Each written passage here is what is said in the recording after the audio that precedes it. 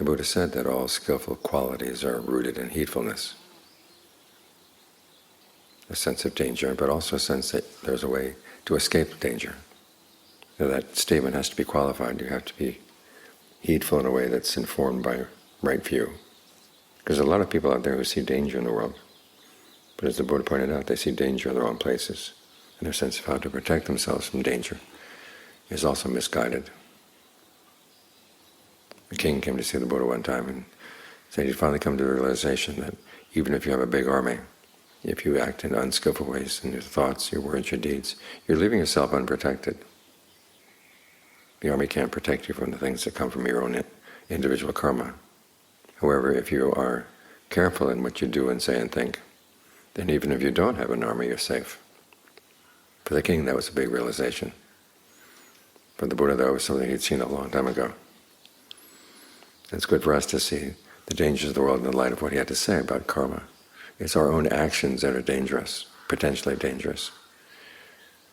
But if we learn how to be careful in acting in skillful ways, speaking in skillful ways, thinking in skillful ways, then we protect ourselves from danger, outside dangers from other people.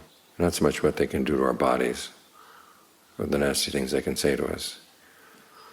The dangers are when they get us to do things that are unskillful. So we have to be protected from that. This is why we take refuge in the Buddha and the Dhamma and the Sangha. Even though he said to take refuge in ourselves, still we need guidance. We need the guidance of their example. And they show how true safety can be found. So think of their example.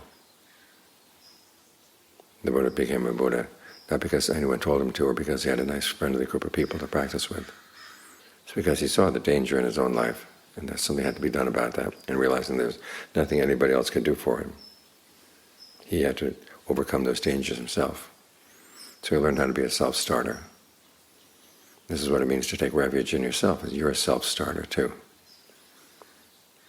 When you have the advantage of a community, take advantage of it. But when you're away from the community, you've got to be your own guide, you have to be your own teacher, you have to be your own support. So learn to think in ways that are helpful in that direction. And this way you can rely on yourself.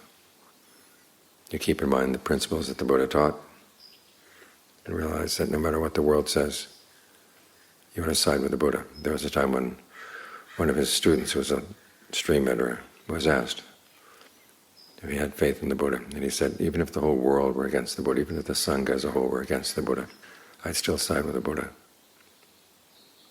He'd seen in his own mind, seen in his own heart, what the Buddha said was true. So take that as your example.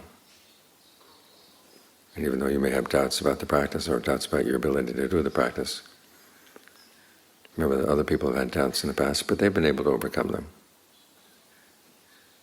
And in doing so, they found something of real value, something that really is safe, causes no harm to anybody at all. That can be found inside. So do your best to find it.